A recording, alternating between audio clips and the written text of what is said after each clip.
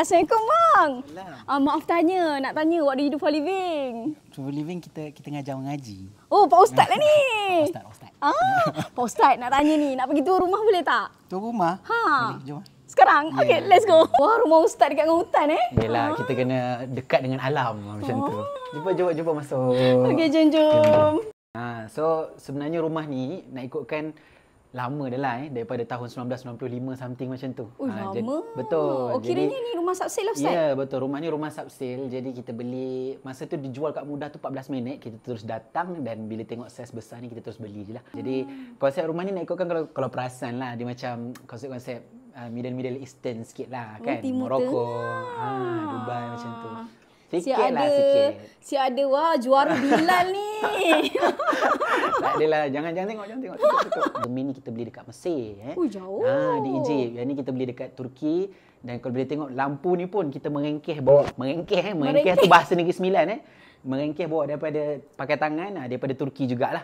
Yang ni thrift shop juga. Kebanyakan rumah ni kalau kita tengok dia barang-barang second hand ataupun thrift shop lah. Kita nak jimat kos, dalam masa yang sama nak dapatkan barang-barang yang vintage dan autentik. Inilah dapur kita yang kecil, humble sahaja. Alhamdulillah bila masuk tu memang dah ada kitchen cabinet dan juga island ni. Barang-barang elektrik kita kena disarankan beli yang barulah. So dekat area ni kita kalau nampak ada satu dinding yang panjang ni kan. Ini kita feature wall lah, feature wall. Dan cat ni khas kita beli ataupun kita pilih Nippon Paint sebagai kita punya jenama yang kita pilih lah kan. Tak berbau, antivirus pun ada dalam cat tu, sangat bagus untuk kita punya kehidupan seharian dalam rumah-rumah ni. Dan juga dia tahan lama lah. Kalau kita tengok dia sangat shining dia ada term shining. Sekarang kita berada di living room kita, di ruang tamu di mana kat sini lah tempat kita tengok TV, tengok Netflix dan sebagainya.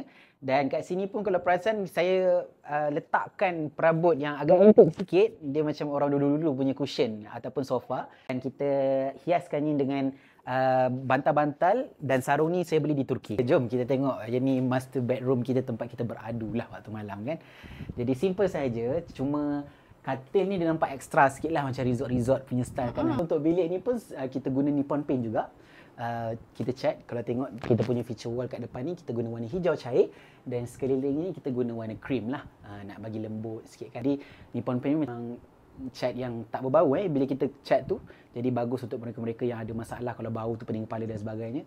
Yang ni bagus, tak ada bau, boleh gunakan. Dan dia sebenarnya anti fungus juga sebenarnya bila kita pakai dan tak adalah kulat-kulat. Saya rasa itu sahajalah dapat kita bawa hari ini di house tour di rumah saya yang kita kata humble ni. Dan terima kasih kepada House Tour Malaysia kerana sudi datang berkunjung ke rumah saya ini.